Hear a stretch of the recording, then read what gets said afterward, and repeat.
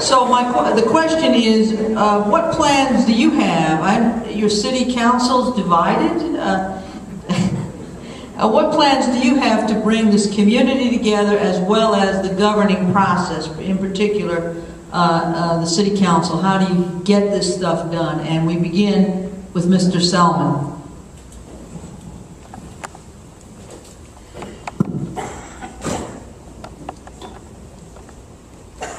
We begin this process with you folks out there. You've got to elect the right council. You've got to elect the right mayor. If you got the right people with their hearts in the right place, the town will be in great shape. I believe everyone here has got the best interest of this city at heart. Now, when we all are working in the same direction for the same long-range plan that makes sense, much more so than we've had lately, then we can get back on track. Anniston was a great city at one time and can be again. Thank you. Mayor Roberts.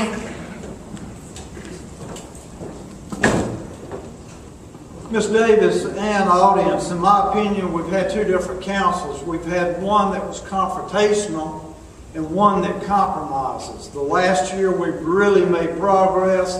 There hasn't been a lot of infighting. We might argue issues behind the doors, but when we come out to council, we're a united group, basically. So the last year has really seen a change. You can see through the mayor's leadership that if I have a great council behind me, great things are going to be done. The list of the accomplishments just in the last 12 months is staggering. We have done great things all over the city, not just for one segment, but for everybody, as it should be. Again, it's so important, and I'm glad to see the numbers here. Give me a good council, and we will definitely kick it into another gear and change Anniston forever. I mentioned in my opening statement that we're going to be the next metro. We are. And we're starting really to head in that direction. You analyze the votes we've taken the last year and the things that we've done, and I guarantee you will be impressed. But if you go by hearsay, if you go by what a newspaper might say but not say it all, then you're misinformed. Please come to council meetings, I encourage you, and see the unity that exists now. This last year has been amazing. And again, there is no reason for this not to continue. You give me a good council, and I will be that much more productive for you, not for me. This isn't about me, it's about you. And that's the way I've taken this leadership. Thank you.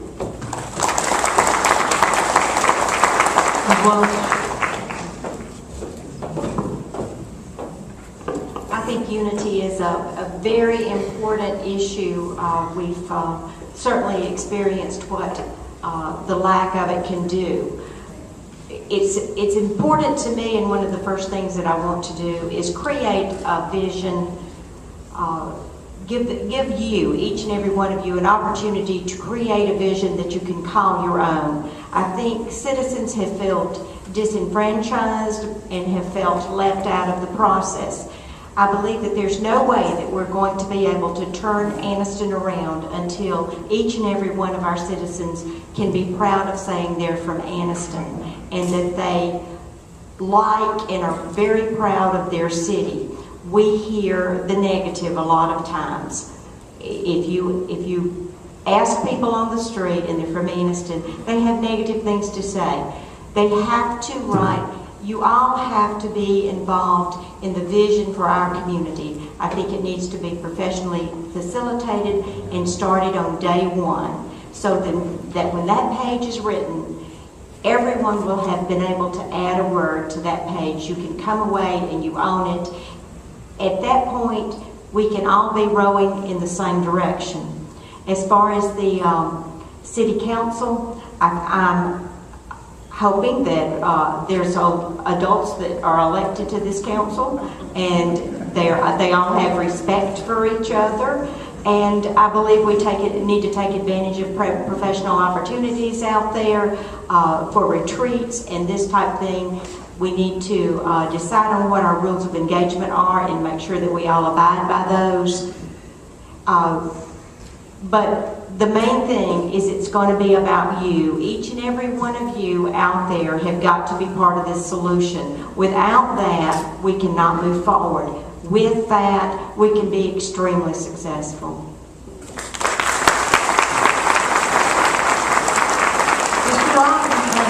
Mr. Bradford. Yeah, this is about getting along. Can we all get along?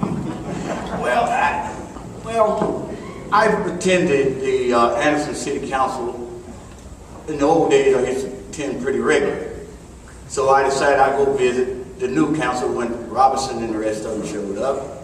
And I showed up just like you all did, quiet and paying attention. Next thing I know, Mr. Robinson here tells the police chief to escort Mr. Bradford out. Never said a rumbling word. Did I?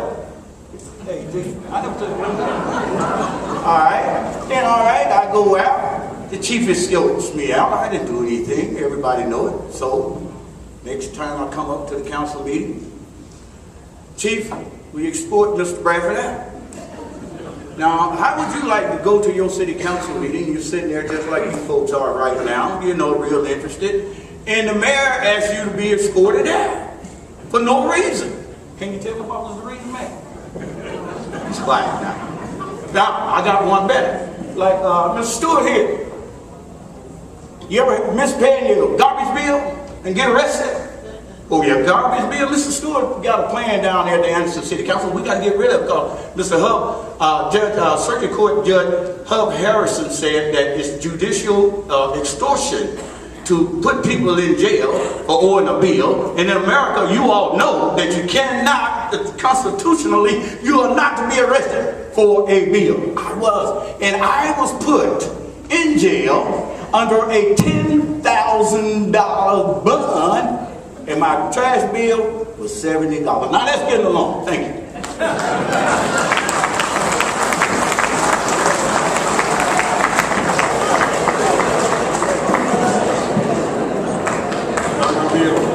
I'm not going to be able to top that one.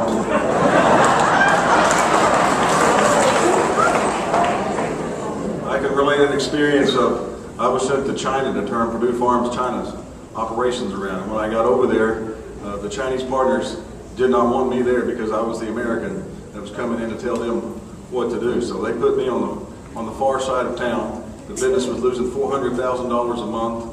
I was supposed to be in charge. The people in the U.S. went home, and the partners came over and said, okay, you're not in charge. We're the majority owners. We're going to put you over here. And so what do? So I had to learn to cooperate. I also learned that I had to change my entire way of thinking. I'd spent 27 years in the chicken business, well at that time it was 23 years, learning how to run operations one particular way. But the Chinese ran it completely different. So in order to be successful, I had to completely change the way I thought about things. And it's changed me now. It tells me that when people have different opinions, that it's good. That you need to take those different opinions and learn from them. And so if I'm elected mayor, I think that one of my jobs is going to be to help advise the city council and the other great leaders in town of my experiences, give them the pluses and the minuses. That's kind of what I do now in business. I give advice of what we need to do. I also give advice as what may happen and what might not happen. So you put all those things together and you give people information about what's going on in the city, I think we can make better decisions. And you got to respect people for their differing opinions because their opinions, every opinion out there is extremely important and it can make a difference in this city. This city needs to be turned around and needs to be creating revenues because if we don't create revenues, we're not going to have money for these programs. So we have to get along as a council, we have to get along with citizens, we all have to work together to make this thing work out. A lot of preparation can be done in advance on some of these city council meetings. And I plan to give council information. If there's any disagreements, we should try to work that out in private. And also getting as many people involved in it. There's some great people in this town that can help make some great decisions. I can't make it all myself. Thank you.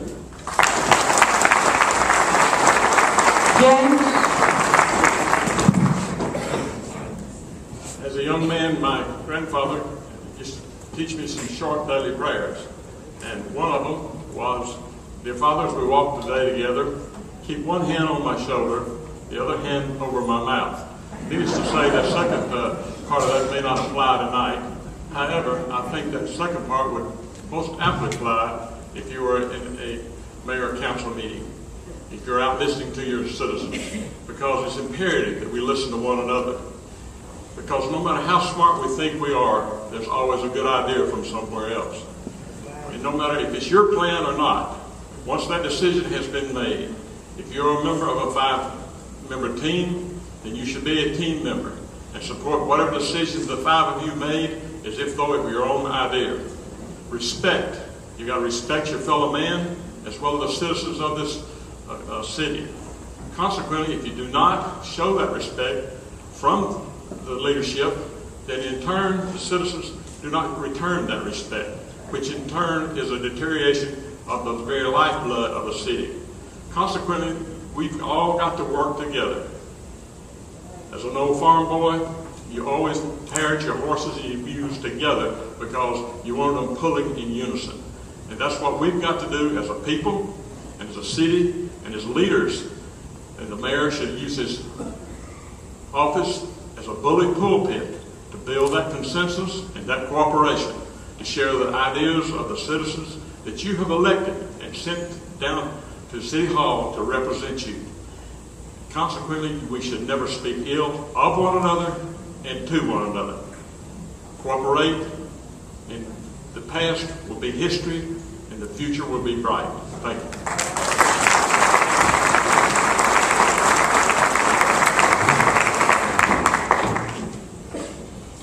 Many folks feel like Anniston has lost its way, it's lost its spirit. For too long, too many Annistonians have pursued that which divides and not that which unites. In a lot of ways, we're our own number one enemy. And while we bicker, while we have conflict, opportunities pass by us.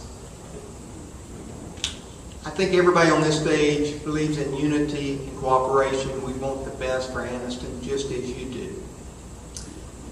I think it also is important that we elect leaders with vision, leaders with specific ideas. I think that's been part of the problem with the past 4 years on the council. We did not have constructive ideas on the table. Without constructive ideas, then we tend to drift toward personal agendas and bicker about our differences in the personal agendas. Imagine a football team without a playbook. If you don't have a plan, then everybody would want to get the ball.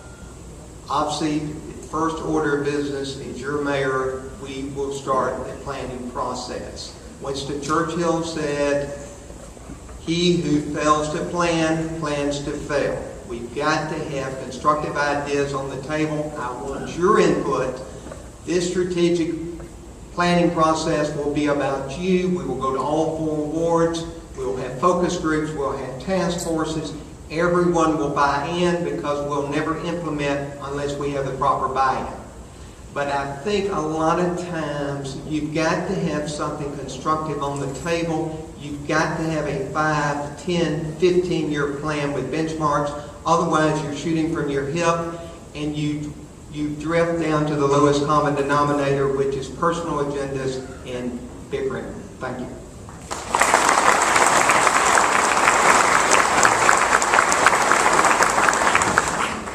Mr. Brant?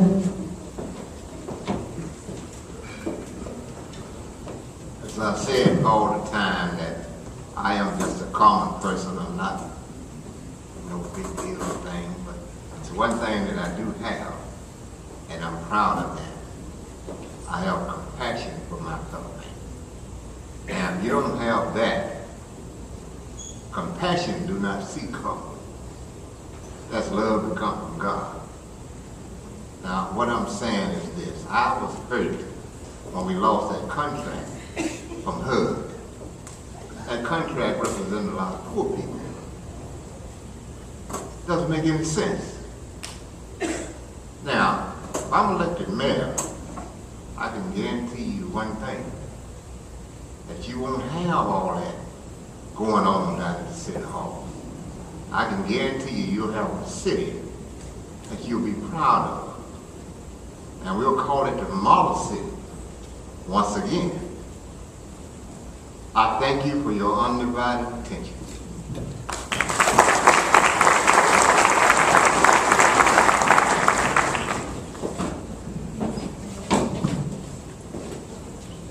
I was fortunate enough to serve on the Anniston City Council when Anniston was named an All-American City.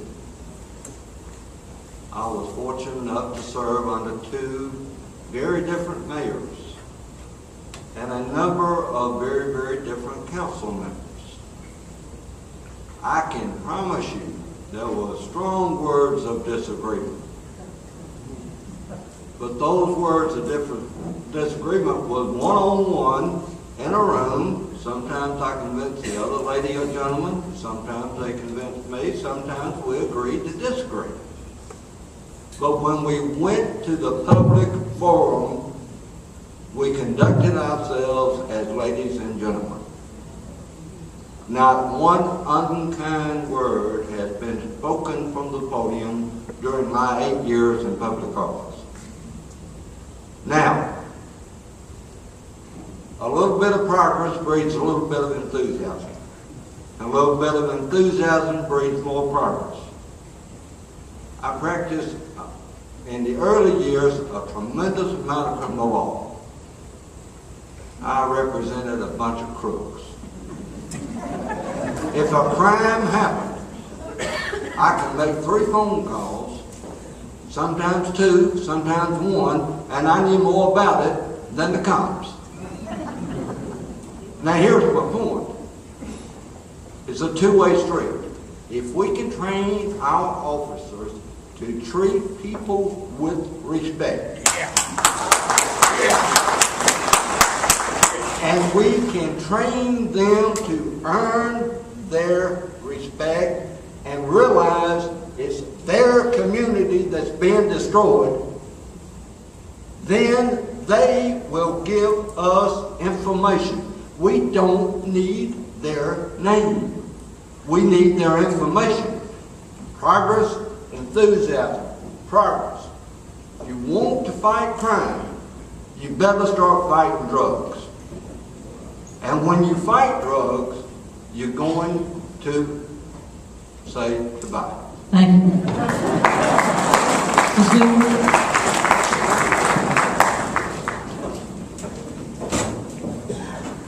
When it comes down to leadership, I believe you should set the example. I'm reminded of an old adage, actions speak louder than words.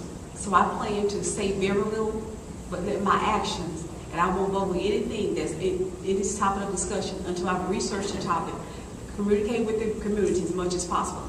Then I vote according to what's best in the interest of the people. I won't do a lot of talk back and forth. Also, if I grew up in a very large home, raised by my maternal grandmother, and one of the things we heard every day almost was treat people where you want to be treated. A lot of time in talking to parents about the reference to the children behavior problems, you know, I constantly remind them, you can't live like the devil in front of them and expect them to be angels. It won't work. You got to lead by setting an example. What's wrong for you should be wrong for them. A lot of times we get called confusion, but we say, you know, it's wrong for them, but then we do this just what we just told them not to do anything. So I think a good leader would be someone that set the example, lead by good leadership, set the example. Thank you.